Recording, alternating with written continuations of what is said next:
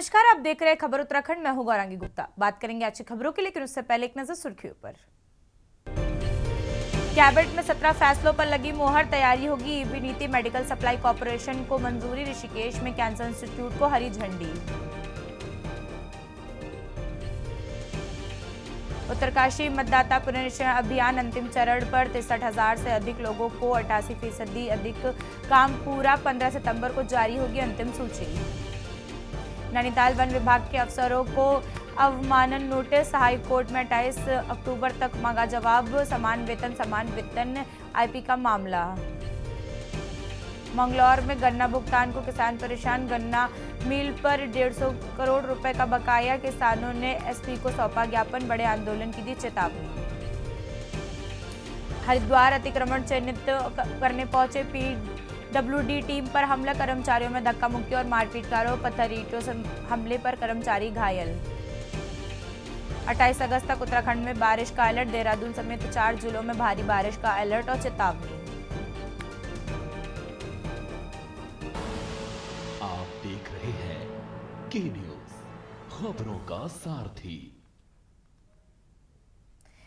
रुड़की में जहां पर एक मामला सामने आ रहा है, वही शुरुआती जानकारी के मुताबिक विक्की नाम के युवक ने अपनी बहन पर अलग अलग स्थानों पर फायरिंग करने का आरोप लगाया है। गणेशपुर में अपनी बहन शकुंतला को गोली मारे जाने के बाद आरोपी आजाद नगर पनियाला रोड पहुंचा है, जहां पर दूसरी बहन पुष्पा और उसके पति पर फायरिंग किए जाने की बात सामने आई है। गोली लगने से दोनों बहनों की मौत हो गई है, जबकि पुष्पा का पति घायल होकर बताया जा रहा है और उसे उपचार के लिए अस्पताल में भर्ती करा दिया गया है। घटना की सूचना मिलते ही पुलिस ने दोनों स्थानों पर पहुंच करके जांच शुरू कर दी है। वहीं पुलिस आसपास के लोगों से सीसीटीवी कैमरे फुटेज खंगाल रही है और साथ ही परिजनों और प्रत्यक्षदर्शियों से पूछताछ कर रही है। प्रारंभिक तौर पर घटना की सूचना पर मौके पर परिवार विवाद की बात सामने आ रही है। हालांकि वारदात की वास्तविक वजह की अभी तक पुष्टि नहीं हो पाई है। आरोपी घटना के बाद से फरार बताया जा रहा है, जिसकी तलाश के लिए पुलिस की टीमों की लगातार दबिश दे रही है। वहीं 2 सगी बहनों की हत्या की घटना से इलाके में तनाव और शोक का माहौल है।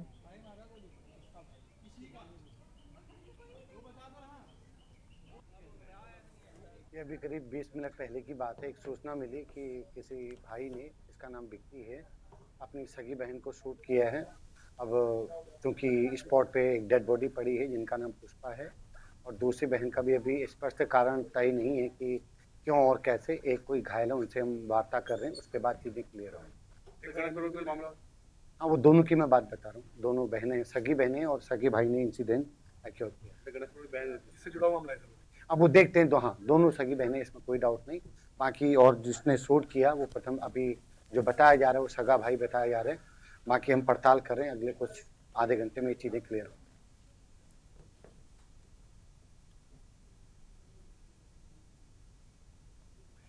खबर हरिद्वार से है, जहां पर कनकल थाना क्षेत्र के जगजीतपुर में 2 पक्षों के बीच में पथराव से इलाके में अफरा तफरी मच गई है। घटना का वीडियो सोशल मीडिया पर वायरल हो रहा है। वीडियो में बजरंग दल कार्यकर्ता अमित कुमार मुल्तानिया ने साझा करते हुए पुलिस से मामले में ज्ञापन लेने की अपील की है। वही कार्यकर्ता ने कहा है कि बजरंग दल दलित समाज के साथ खड़ा है। वहीं पुलिस ने मौके पर पहुंच करके स्थिति का जायजा लिया है। कनकल थाना क्षेत्र प्रभारी डीएस रावत के मुताबिक मामला बच्चों के बीच हुआ विवाद से जुड़ा हुआ है। वही फिलहाल स्थिति की पूरी तरह शांत करा दिया गया है और पूरे घटनाक्रम की जांच जारी है।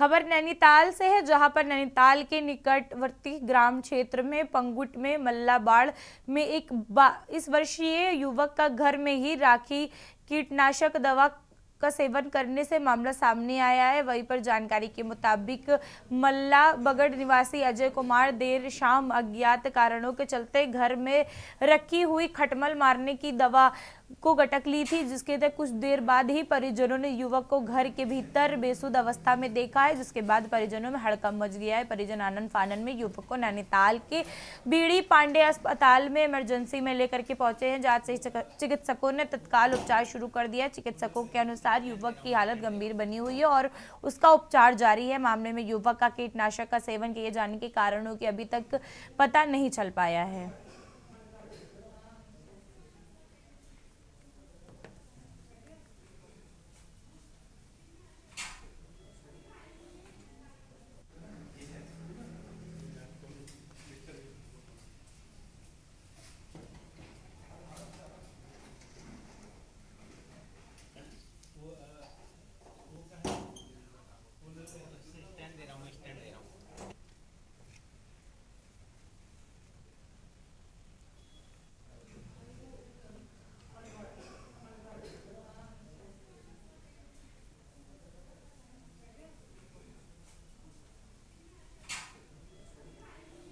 यंग एज जो पंगुड़ से आया था वो पॉइजन खा के आया था, तो अभी इनका इलाज चल रहा है और कंडीशन इनकी अभी बहुत अच्छी नहीं है।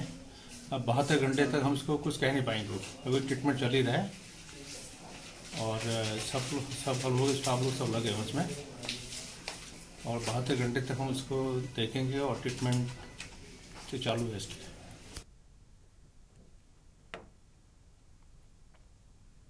उत्तराखंड राज्य को देश की शिक्षा के प्रमुख केंद्रों में गिना जाता है। वही बड़े बड़े शिक्षण संस्थान प्रदेश की पहचान है और उच्च शिक्षा को लेकर के स्कूली शिक्षा तक सरकार लगातार बेहतर सुविधाओं और गुणवत्तापूर्ण शिक्षा का दावा करती रहती है, लेकिन इसी शिक्षा के हब को सरकारी स्कूलों की तस्वीर कई सवाल खड़े करती है। दरअसल राज्य में करीब 17,000 स्कूलों का संचालन हो रहा है, लेकिन इनमें से लगभग 5,000 स्कूल ऐसे हैं जहां पर छात्र संख्या बेहद कम हो गई है और ये स्कूल बंद होने के कगार पर जा पहुंचे हैं।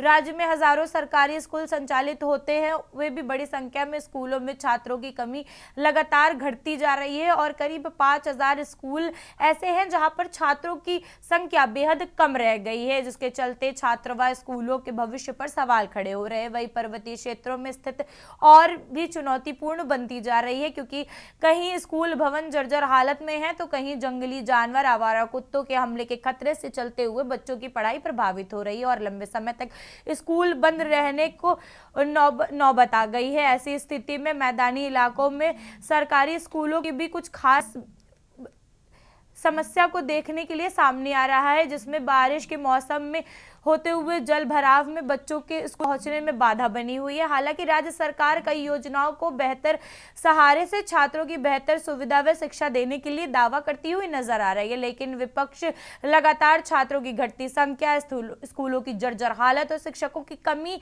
पर और अन्य चुनौतियों को गिनवाते हुए सवाल खड़े कर रही है, जिसके चलते इस विषय में राजनीति तूल पकड़ चुकी है और आरोप प्रत्यारोप का सिलसिला तेज हो गया है।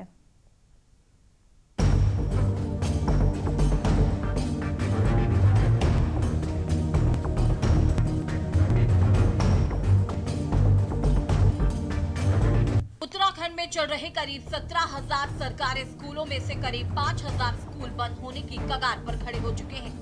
कारण इनमें छात्र छात्राओं की संख्या 10 या फिर इससे भी कम रह गई है और ये हाल तब है जब शिक्षा गुणवत्ता में सुधार के नाम पर कई दावे किए जाते रहे हैं। सरकारी प्राथमिक और जूनियर हाई स्कूलों में छात्र छात्राओं की संख्या बढ़ने के बजाय कम होती जा रही है। हालात ये हैं कि प्राथमिक स्कूलों की बात करें तो 4,000 से अधिक स्कूलों में छात्रों की संख्या 10 या इससे भी कम रह गई है। इसमें ऐसे भी स्कूल हैं जिनमें कुछ स्कूलों में छात्र संख्या 1 तो कुछ में 3 या 4 है, जबकि जूनियर हाई स्कूलों में करीब 650 स्कूलों में छात्र संख्या 10 या इससे कम, जो बेहद चिंता का विषय है। मुश्किलें इन सब के बाद तब भी पूरी नहीं होती जब प्रदेश में मानसून के वक्त नौनिहाल स्कूल जाने के लिए जोखिम भरे नदी नालों को पार करते हैं। साथ ही जंगली जानवरों का भय भी शिक्षा व्यवस्था पर चुनौती बना हुआ है। जब प्रदेश के चमोली जिले के 10 स्कूलों को हाल ही में सरकार को 4 दिन के लिए बंद करने को मजबूर कर दिया। कारण आवारा कुत्ता की वजह से। अब आप ही सोचिए कि प्रदेश में शिक्षा व्यवस्था उसके बाद भी दुरुस्त रखने का दावा बखूबी किया जा रहा है, लेकिन असल में छात्रों के लिए पढ़ाई अब बड़ी चुनौतियां भरी साबित हो रही है। सबसे पहले तो बहुत बहुत धन्यवाद सर आपका, जो आप नारायणगढ़ की सुध लेने आए हुए हैं। कि सर विगत आज तीसरा दिन है और परसों की मैं बात करूं तो एक पागल कुत्ते के द्वारा 5 व्यक्तियों को काटा गया, उसके बाद उसके द्वारा अन्य कई कुत्तों को काटा गया है और कल भी 2 स्कूली छात्रों को काटा गया है और आज सुबह भी 2 लोगों पर उसने हमला किया है। हालांकि वन विभाग, पशुपालन विभाग और DDR लगे हुए हैं, उन्होंने कुछ कुत्ते भी पकड़े हुए हैं, लेकिन फिर भी लगातार आतंक बना हुआ है और स्कूली बच्चे स्कूल नहीं जा पा रहे हैं। बच्चों में भय का माहौल है, अभिभावकों में भय का माहौल है। हालांकि 4 दिन की छुट्टी दी गई थी, लेकिन उसको संशोधित करके 2 दिन का इन्होंने छुट्टी कर दिया है, लेकिन भय बना हुआ है। कि हमारे राज्य में 22,000 स्कूल हैं, जिसमें से 17,000 सरकारी स्कूलें हैं और 5,000 प्राइवेट स्कूल हैं। सरकार की किसी भी स्कूल बंद करने की कोई मंशा ही नहीं है। ठीक है, छात्र सर कम हो रहे हैं लगातार। अब अगर किसी गांव में अगर एक भी बच्चा अगर पढ़ने वाला अगर वहां पे नहीं है तो वो परिस्थितियां अलग हो सकती हैं, लेकिन सरकार फिर स्पष्ट कह रही, मैं तीसरी बार कह रहा हूं कि सरकार कोई भी स्कूल बंद नहीं करेगी।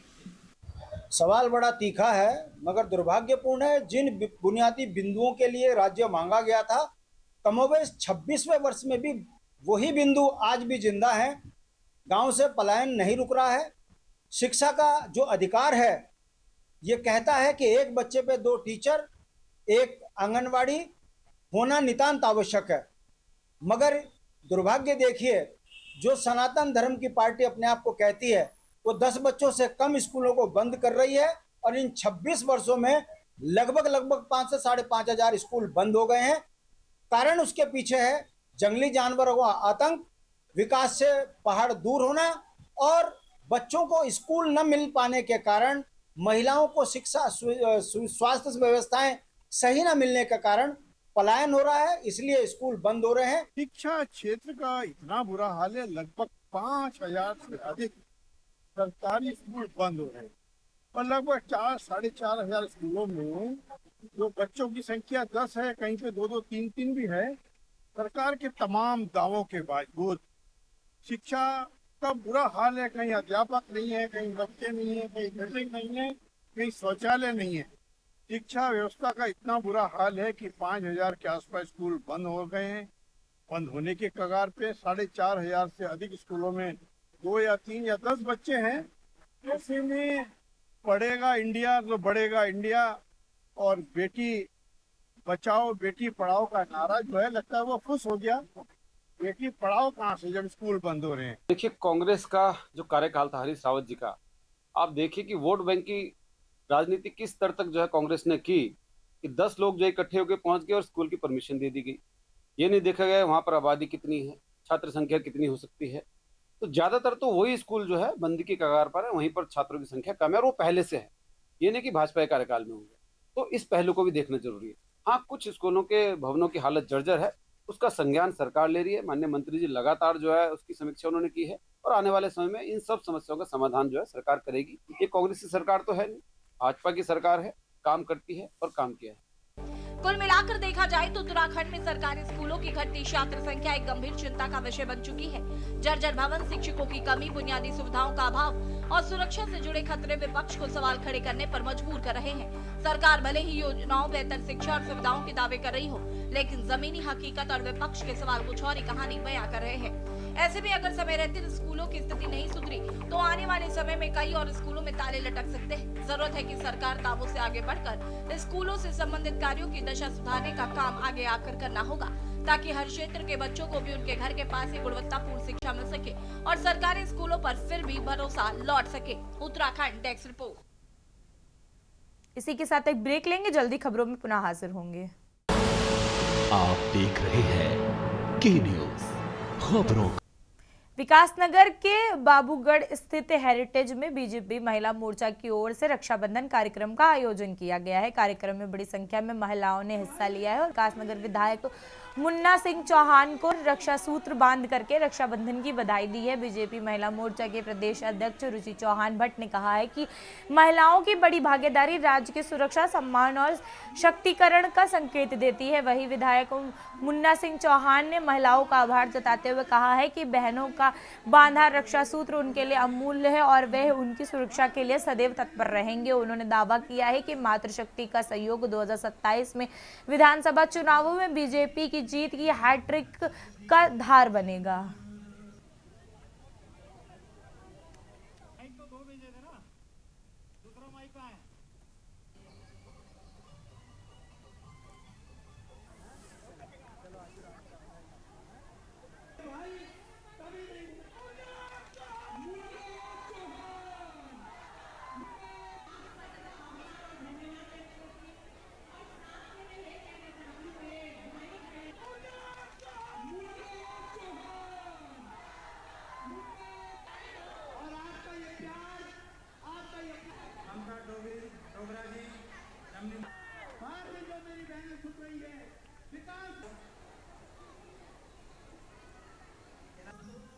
महिलाओं का रक्षाबंधन का कार्यक्रम में हमारे विधायक श्री मुन्ना सिंह चौहान जी के साथ कर रहा है। रक्षाबंधन के साथ साथ आने वाले जो चुनाव का वो बिगुल हमने महिलाओं ने बजा दिया है। बहनें इतनी बड़ी संख्या में आए और जैसे भाई साहब ने बताया कि विभिन्न समुदाय से बहनें यहाँ पर उपस्थित हैं, तो ये दर्शाता है कि उनका स्नेह है हमारे विधायक जी के लिए, उनका स्नेह है भारतीय जनता पार्टी की सरकार के लिए, और वो चाहती है कि भारतीय जनता पार्टी की सरकार तीसरी बार आए, हैट्रिक बनाए, क्योंकि हमारी भारतीय जनता पार्टी की सरकार हो, चाहे हमारे विधायकगण हो, चाहे हमारे भाई जो भी पार्टी के हमारे माननीय मुख्यमंत्री जी, हमारे माननीय प्रधानमंत्री जी हैं, सबने महिला सम्मान और उनकी सुरक्षा और उनको सशक्त करने में कोई भी कमी नहीं करी है। हम सौभाग्यशाली है कि क्षेत्र में हमें बहनों का इतना स्नेह और प्यार मिलता है, छोटी बहनों का, बड़े बहनों का।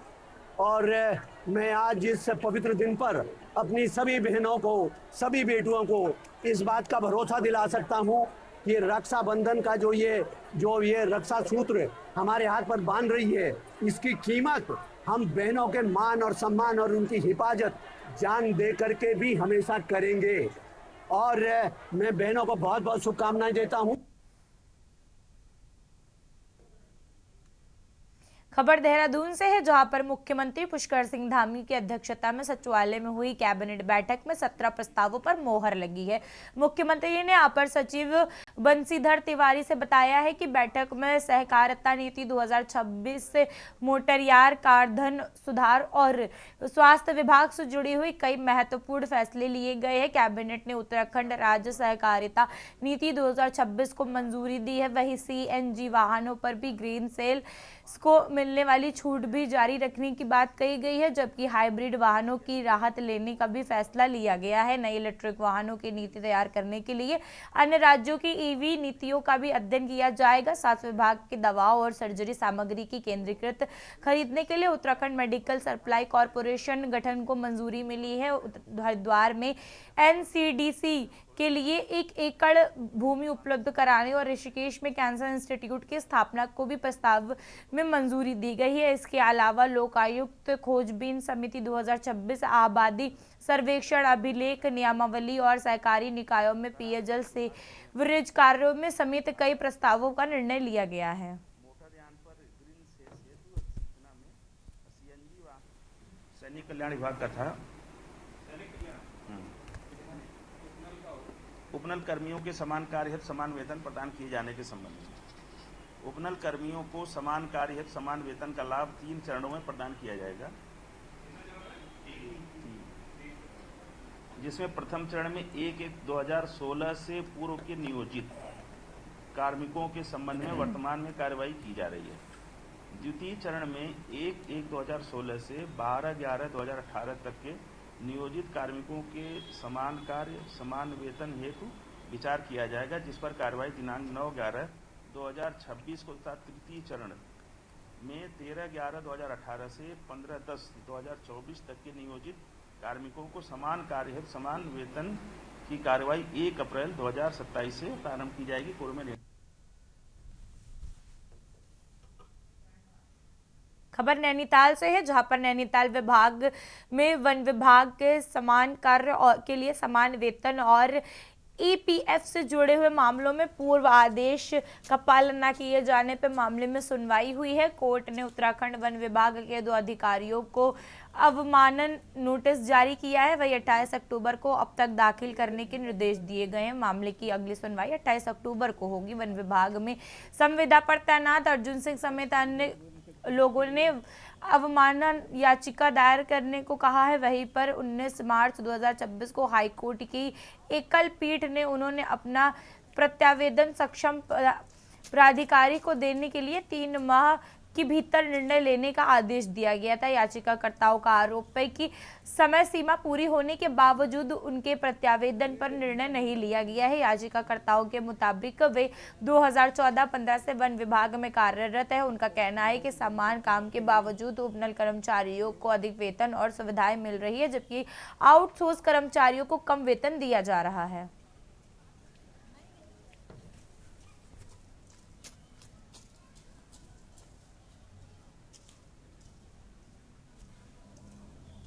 शुरू हुआ है WPSS 487 में, जिसमें 19/3/2026 को उत्तराखंड हाईकोर्ट की एकल पीठ ने एक ऑर्डर प्रेरित किया था। उसमें ये कहा गया था कि 2 हफ्ते में जो पटिशनर्स हैं वो अपना प्रत्यावेदन 3 महीने के अंदर उसमें जो कॉम्पिटेंट अथॉरिटी है वो उसमें फैसला देगी।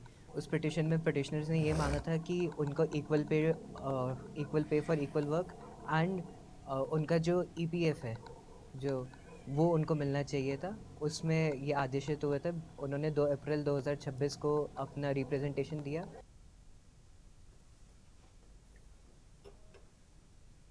श्रीनगर में संस्कृत सप्ताह के अवसर पर उत्तराखंड संस्कृत संस्थान के तत्वाधान में विशाल संस्कृत शोभा यात्रा निकाली गई है। शोभा यात्रा में कैबिनेट मंत्री डॉक्टर धन सिंह रावत और श्रीनगर नगर निगम की महापौर आरती भंडारी शामिल हुई है। राजकीय बालिका इंटर कॉलेज से शुरू हुई शोभा यात्रा शहर के विभिन्न मार्गों पर होते हुए सराफा धर्मशाला पहुंची है। इसमें बड़ी संख्या में विद्यार्थियों ने हिस्सा लिया है। संस्कृत भाषा के प्रचार प्रसार के साथ ही भारतीय संस्कृति परंपराओं और संस्कारों के संरक्षण का संदेश दिया है। विभिन्न सांस्कृतिक झलकियां और झांकियां वहाँ आकर्षण के केंद्र रही। उत्तराखंड संस्कृति संस्थान के सचिव प्रोफेसर विनय कुमार ने बताया कि रक्षाबंधन के 3 दिन पहले से ही 3 दिन बाद तक संस्कृत सप्ताह आयोजन किया जाता है। इसका उद्देश्य संस्कृत को व्यापक स्तर तक बढ़ावा देना और वैश्विक पहचान दिलाना है।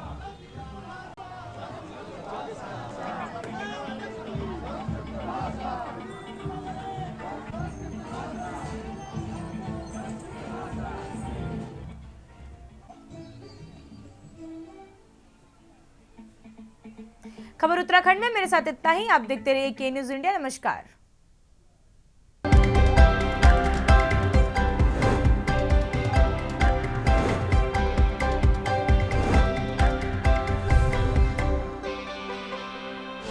आप देख रहे हैं के न्यूज, खबरों का